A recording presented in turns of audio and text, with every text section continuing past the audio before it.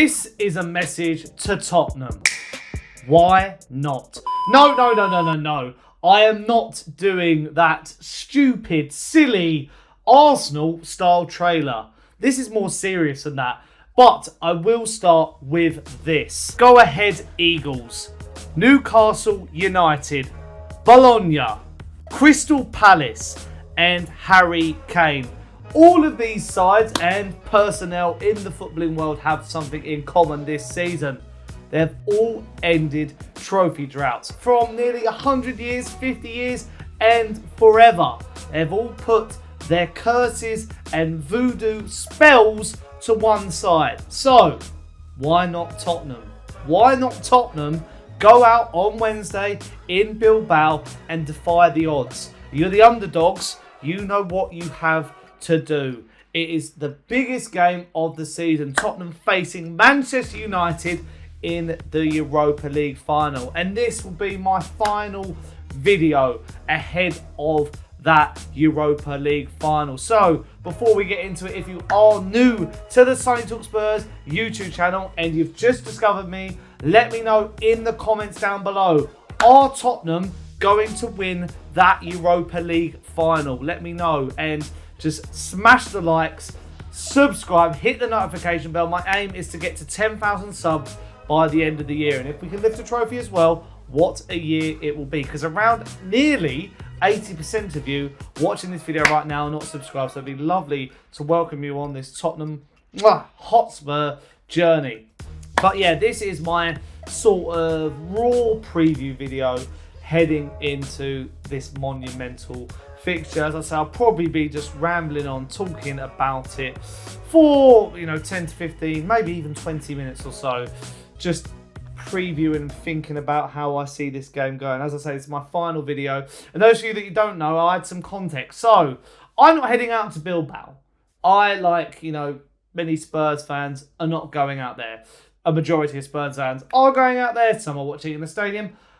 But as some of you might have seen from my other social medias, and if you don't follow them, they're down below in the description, where you can follow me and see what's going on. I'm on a stag do at the very same time that the final is on. But I spent £100 to move my flight because I would be missing the whole game during the flight. So I moved it. I paid the money, 100 quid as I say, and I'm now able to watch it. I'll be getting out to Benidorm in Spain. So I'm in the same country-ish, just the other side of it, watching it. I'll be watching it on my own, and the stag party will be turning up later that evening, where they'll either come across a happy Sonny or a sad Sonny, but we'll see about that. But yeah, I'm looking forward to watching it out there. I need to just try and find somewhere to watch it. Let me know if you've been to Benidorm, if there's anywhere good you recommend, because it's a nerve-wracking experience. As I say, this is my final video. I will try and do a reaction video out there straight away. I'll see what the logistics are. It might be a bit tricky, but should be okay, but we will see.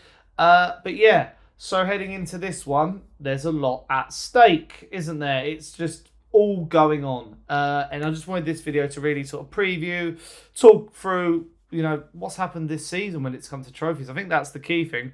I said there, and I've got it on screen next to me, 93 years for the go-ahead Eagles in the Dutch league to win a trophy. They've, ended their trophy drought. Newcastle, 70 years for them. Bologna, 51 years. Harry Kane, 31 years. Crystal Palace, forever, which is the most recent one. It is the year of the underdog, according to the football tweet, football_tweet that I'm reading in front of me right now. And also, another thing that I've seen, which I really, really like, is a lot of the main trophies have been won where the emblem is a bird.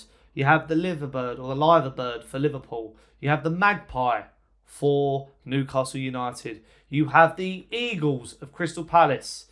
But the cockerel of Tottenham Hotspur, that is where it's at. And as I'm recording this, I have been working at TalkSport today. And a lot of people have seen me. They know I'm a Spurs fan. I'm a bit of a known Spurs fan at TalkSport. And the one question, how are you feeling ahead of this one, Sonny? And at the moment, feeling okay. I'm feeling quite confident. I'm not going to lie. Manchester United don't scare me. Manchester United, I'm not worried as of yet.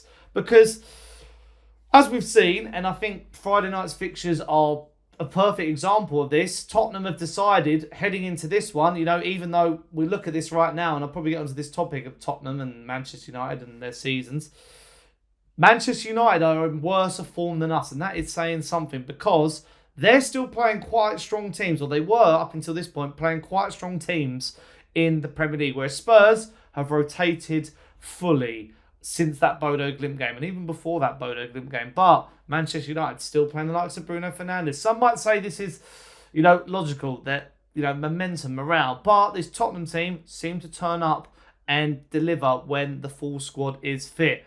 And this Tottenham team knows how to dispatch of this Manchester United side. They've done it 3 times. They've done it to 2 different managers. And they've done it in 2 different competitions. They've done it home and away. They've done it in 3 different styles. Batterings, entertaining games, and narrow wins where maybe the other team in Manchester United should have won. But you look at the 2 sides, Manchester United and Tottenham Hotspur. Both have had awful seasons. Tottenham sit just above the relegation zone, 17th. Manchester United sit just above that in 16th. 2 awful seasons that have come apart because of their focus on this competition. Manchester United have won 2 trophies in the last 2 years. Tottenham have not won a trophy in, nearly 20 years. And both of them need this trophy for different things. Tottenham have had a bad season. Their manager, in Ange Postecoglou's future, looks uneasy. Reports even today suggesting that this final might not save him. He might go either way. Tottenham need that trophy after, poor season after poor season. We've had seasons where we've got into the top 4, Champions League, top 3, top 2, but never had something to show for it. Never had an accolade, never had a medal, never had a pin to chest it on. So it's just been, poor. It's been poor. It's been inconsistent. There's been nothing to show for it. Manchester United, during banter eras and, even though they've not won a league title since 2013, over, 10 years now, they've still picked up Europa Leagues, Carabao Cups, FA Cups, and the like that have been good enough for them. Even, Arsenal were doing it under Wenger. Not so much now, but they were doing it under Wenger. But what Manchester United need this for is not the trophy. Tottenham don't really need the Champions League, or potentially they need the financial gain. But Manchester United do need that. Manchester United want to be back in the Champions League. The trophy's not as much for them. They've won trophies. They've sacked a manager for winning trophies. They've sacked loads of managers for winning trophies. Mourinho, Van Gaal, Erik ten Hag. So they're going into this. It's a very confusing situation for both teams. It's Manchester United are going in as the favourites, I would say. And when we draw a comparison on this from a Tottenham point of view, we look at the 2019 Champions League final. Now, Tottenham were the massive underdogs in that. They were the massive underdogs in that. There was no pressure on Liverpool. I'd say Tottenham are going into this as underdogs. But the pressure is more on Manchester United because the story is always about Manchester United, good, bad, or the ugly, you could say. Whereas Tottenham, they lose it. Yeah, we will probably get a new manager. We'll move on and all that. And it's just the trophy drought will continue. Manchester United, it could be a whirlwind of issues and, financial trouble for them as well. But it is one of confusion. And I'm in an iron here. I'm waffling and all that sort of stuff about different outcomes. But I just think that there's only one thing that scares me about Manchester United in this game. One thing. And that's Bruno Fernandes. If we stop Bruno Fernandes, I think Tottenham will be all right. And I think that's it. I think that is the main threat. And with Dalot, also, if he starts, a good player. But he's been held out defensively by Jed Spence. Apart from that, even Casemiro in this run, Harry Maguire, but I think we have got a good enough team to deal with that. Onana doesn't, in that back line, if Leny Yoro's injured, I'm quite confident. But Spurs have issues of their own. At the time of this recording, there's still question marks over certain injuries. What's the starting team going to be? And how Ange Postecoglou sets his team up. We've had a poor season. Do we start Heung-min Son, who's not been that good?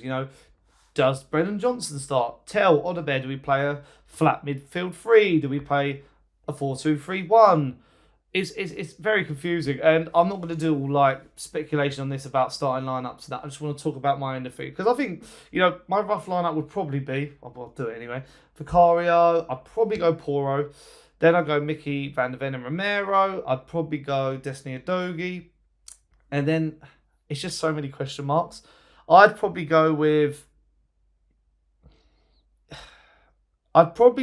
with Sarr, Basuma, and Bentancur. And in the front three, I probably would start Son, Solanke, and Johnson. I think Tel and Odobert, they'd be better to come on. I don't think I've seen too much of them of late to really fill me with much joy that there is, that give me hope that they can actually take this game and really, run with it and get a good result, good sort of, just grab the game by the scruff of its neck and go and win it for Spurs. And I was listening to Monday Night Football last night, as you watch this. Jamie Carragher and Gary Neville were talking about biggest underachievers of the season, and who they are. Who are the biggest underachievers? They both agreed Manchester United. They said, would that change if they win the Europa League? And they were, a bit on the fence about it. And then they made a prediction. They said if Spurs go 1-0 up or score early, they fancy Manchester United to come back into it. They also said if Manchester United go 1-0 up or a couple of goals up, the Spurs won't have the answer. Now, this is just going off the history of the pedigree of this. And, Spursiness and these two, they don't beat around the bush when they talk about all that sort of rubbish, which isn't a surprise. But I do think that's a bit naive to suggest that Spurs are just going to roll over and, just be like a dog and just whimper and, not rise to the occasion. There's been videos going around, I'll put it on screen now, of, the Spurs fans, seeing what they want to see from the players of passion and, putting their dreams out there of what they want to achieve and why they want to go out there and win this trophy. And Ange Postecoglou's gone into this game. I've done videos on it on how he's dealing with this fixture, unlike Ruben Amorim. Go and watch it if you haven't already. But I do just think that a lot of people are underestimating this Spurs side. I know in the league it's been dire. I know there's been over 20 losses in the league. But in the Europa League, we have remained strong. Manchester United are undefeated in the Europa League, I will say that. We've lost games in the Europa League. But we've had a lot of fixtures where sometimes we've looked poor and we've pulled through. But in the knockout games, we have been quite outstanding. We came back against AZ Alkmaar.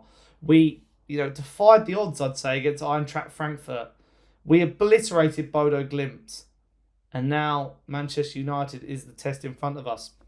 And, we have a rich history with Manchester United. We've been in games, we've been 3-0 up at half-time, and Fergie said, lads, it's just Tottenham. We lost 5-3. They've stolen some of our best ever players. Michael Carrick, Berbatov, to name but a few. But this is the time to get some revenge. This is the time to show the rest of the league that Tottenham have had a good season. Because if you win this, you go down in folklore. This side go down in folklore. We will be legends. And that's what it is. We would have had a better season than Chelsea. Because if they win the Conference League, then fair enough, they've won something. But they get Champions League as well. But we get that. It would be a better season than Arsenal. Because, yeah, they've got Champions League football, but they didn't win anything. They haven't got anything to show for it. Probably better than Newcastle. Because we've won a better trophy than them. And we're also in the Champions League. It doesn't matter. No one will remember that we finished 17th. No one will care that we finished 17th or below. A lot of people at the beginning of the season said they would take this. 17th in a trophy. And it's happened before our eyes. And it doesn't matter when people go, well, if Southampton didn't exist, or Ipswich, or Leicester, you'd be relegated. Well, they do, so we didn't. Oh, the Europa League's not good anymore because the teams don't drop in. Well, you wanted that to change. Oh, Champions League winners shouldn't get, or Europa League winners shouldn't get Champions League football. But they do, and it's been the case for 10 years. But I don't see you moaning about 5 places for the Champions League in the Premier League. So, yeah, I just think a lot of people talk a lot of hot air. But, yeah, I'm confident. I'm really, really confident that Tottenham can make, a really good fist of this and go out to Bilbao. They're already in Bilbao. They're getting ready for this game. The fans are going to be passionate. I'm so excited. I'm really excited for this one. I remember, I cast my thoughts back to that 2019 final. I woke up that day, I put on my best Spurs shirt, and all day I was nervous. All day I was nervous. I'll probably be nervous all day, but I'll be travelling, so maybe my thoughts will be in a bit of a better place. Because I'm looking forward to the stag do, obviously. But all day I was nervous all day. Kick-off came. I was watching it with my dad, and we went 1-0 down, didn't we? Straight away, Sissoko gives away the penalty, and we're 1-0 down. We played an awful final. We didn't look like we were going to score, and then the game carried on, and it went 2-0 Divock Origi.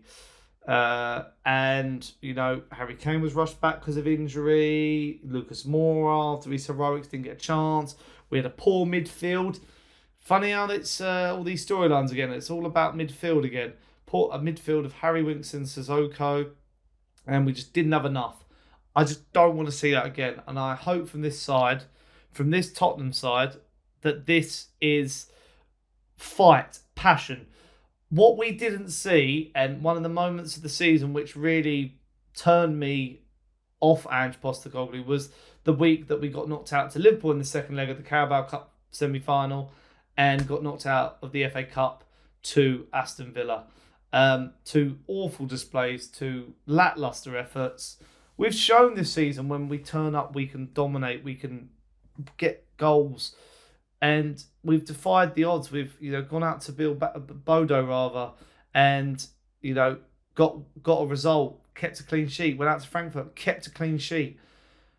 I have the utmost faith that we can do this, but it's just got to be from here. Spurs fans, bring the noise. I think there's going to be more Spurs fans out in Bilbao than Manchester United fans, and that's all I've got to say on the matter. I don't think I can say much more. I've been talking for nearly 20 minutes, as I said, all from the heart, all passion, and I'm just really, I don't know, now I'm getting nervous when I talk about it, but yeah, I'm excited, nervous, all of the emotions. But let me know in the comments down below. Actually, if you're out in Benidorm, come and say hello.